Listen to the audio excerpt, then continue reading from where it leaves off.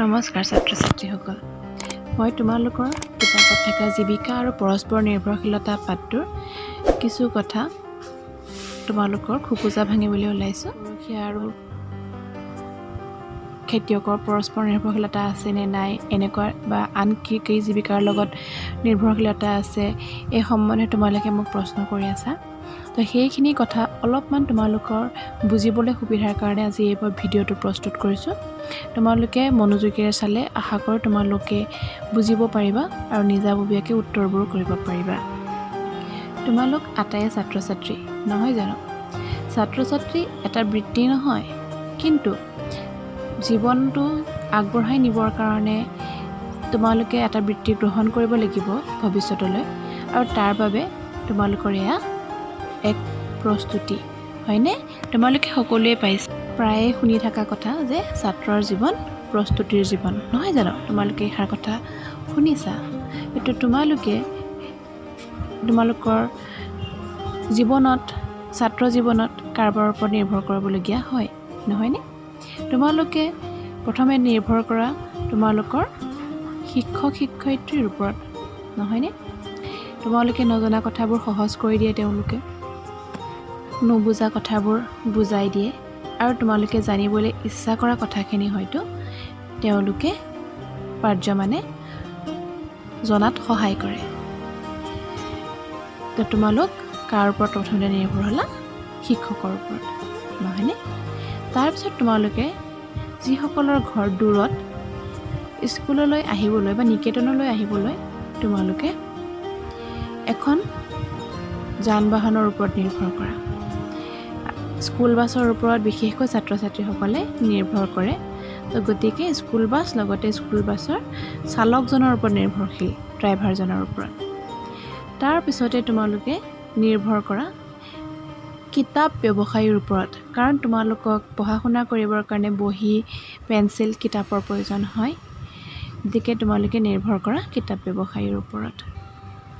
তাৰপিছতে তোমালোকৰ স্কুললৈ আনিবলগীয়া যাৱতীয় বস্তুবোৰ ভৰাই আনিবৰ কাৰণে এটা বেগৰ প্ৰয়োজন হয় নহয়নে? এই বেগৰ প্ৰয়োজনৰ কাৰণে তোমালোকে এজন বেগ ব্যৱসায়ীৰ ওপৰতো নিৰ্ভৰ কৰিবলগীয়া হয়। তোমালোকে এযোৰ চাফা ক'লা জোতা পৰিধান কৰি নিকেতনলৈ আহা। সেইযোৰ তোমালোকে সদায় ঘৰত চাফা কৰি লোৱা যদিও মাহত হয়তো এবাৰ বা দুবাৰ তোমালোকে এজন মুচিৰ ওচৰত গৈ পলিচ কৰিবলগীয়া হয়। এতিয়া তোমালোকে কাৰ ওপৰত নিৰ্ভৰ কৰিলা? এজন মুচিৰ ওপৰত নহয়নে? কিছুমান বস্তু বা কথা তোমালোকৰ স্কুলৰ পাঠ্যপুথিত নাথাকে, যিখিনি কথা জানিবৰ কাৰণে তোমালোকে বাহিৰা কিছুমান কিতাপ পঢ়িবলগীয়া হয়, আৰু সেই কিতাপ তোমালোকে লাইব্ৰেৰীসমূহত বিচাৰি পোৱা।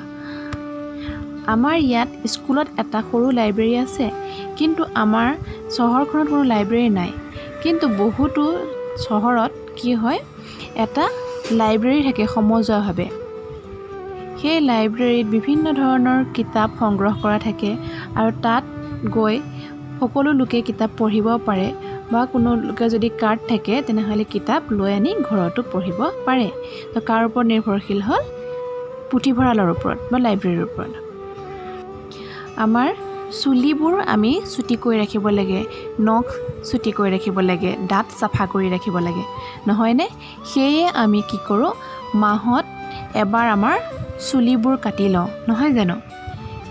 চুলিবোৰ চুটিকৈ ৰাখিলে সকলোকে পৰিপাটি দেখা যায়, বিশেষকৈ ল'ৰাবিলাকক। তাৰপিছত আমি সকলোৱে মানুহ হিচাপে এজন খেতিয়কৰ ওপৰত নিৰ্ভৰ কৰোঁ, কাৰণ তেওঁ নিজৰ গাৰ কেঁচা ঘাম মাটিত পেলাই যি উৎপাদন কৰে, সেই উৎপাদনেৰে আমি আমাৰ পেট পোহোঁ। ভাত নোখোৱাকৈতো আৰু কোনো জীয়াই থাকিব নোৱাৰে নহয় জানো? আৰু সকলোৱেতো খেতিও কৰিব নোৱাৰে। তো খেতিয়কে উৎপাদন কৰা শস্য আমি সকলোৱে খাবই লাগিব, আৰু আমি খেতিয়কৰ ওপৰত নিৰ্ভৰশীল হয়।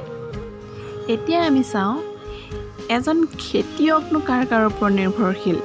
খেতিয়কৰ ওপৰততো পৃথিৱীৰ সকলো লোক, প্ৰতিজন লোকে নিৰ্ভৰ কৰে। খেতিয়কে কাৰ কাৰ ওপৰত নিৰ্ভৰ কৰে আমি এতিয়া চাম হা। খেতিয়কে নিৰ্ভৰ কৰে এজন গৰখীয়াৰ ওপৰত।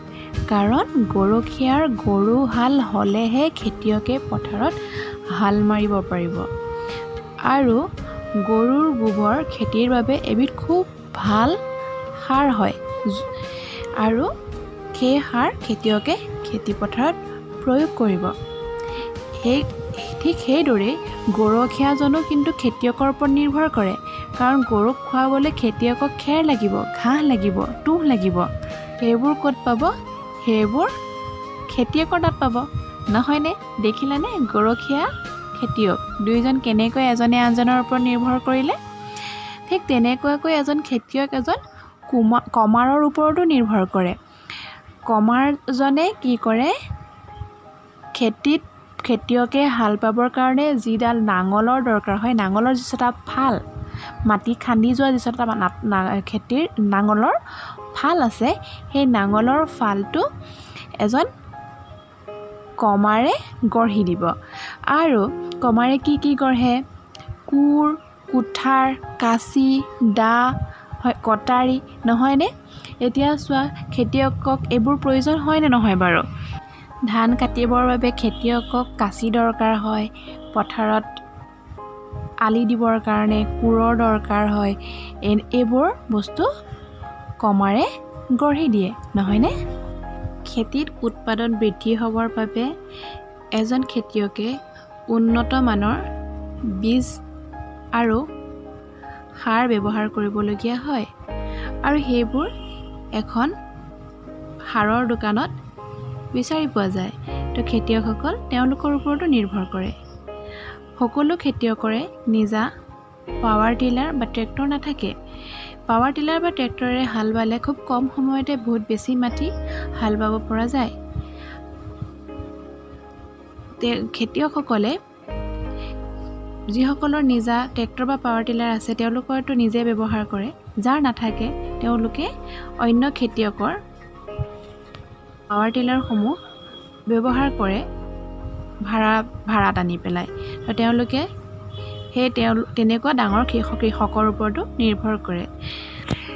ট্ৰেক্টৰ বা পাৱাৰ টিলাৰসমূহত ডিজেল ভৰাবৰ কাৰণে তেওঁলোকে পেট্ৰল পাম্পৰ ওপৰত নিৰ্ভৰ কৰিবলগীয়া হয়। পাৱাৰ টিলাৰখন বেয়া হ'লে মেকানিকৰ ওপৰত নিৰ্ভৰ কৰিবলগীয়া হয়। তোমালোকৰ পাঠত থকা হৰিচৰণ নামৰ খেতিয়কজনৰ পুতেকেও কি কৰিছিলে? এখন পাৱাৰ টিলাৰ কিনিছিলে। আৰু সেই পাৱাৰ টিলাৰখনেৰে নিজৰ খেতিপথাৰত হাল বোৱাৰ উপৰিও তেওঁ অন্যান্য দুখীয়া খেতিয়কসকলৰ যিসকলৰ নিজা পাৱাৰ টিলাৰ নাই তেওঁলোকৰ খেতিপথাৰতো হাল মাৰি দুপইচা উপাৰ্জন কৰিছিলে। সেইখিনি কথা তোমালোকৰ কিতাপত আছে। আজি মই এই ভিডিঅ'টো পঠোৱাৰ পিছত মই আশা কৰোঁ তোমালোকে তোমালোকৰ পাঠটো পঢ়িবা। অকল ভিডিঅ'টো চাই পেলাই তোমালোকে থৈ নিদিবা। তোমালোকে মই যিটো পাঠৰ ভিডিঅ' আজি পঠাইছোঁ বা আগতে পঠাইছোঁ সেই পাঠসমূহ তোমালোকে ভিডিঅ'টো চাই পেলাই অধ্যয়ন কৰিবা। দেখিবা পাঠবোৰ আৰু বেছি সহজ হৈ গৈছে আৰু তোমালোকে পাঠটোৰ প্ৰতিটো প্ৰশ্নৰ উত্তৰ সুন্দৰভাৱে কৰিব পাৰিছা। ঠিক আছে, আজিলৈ নমস্কাৰ।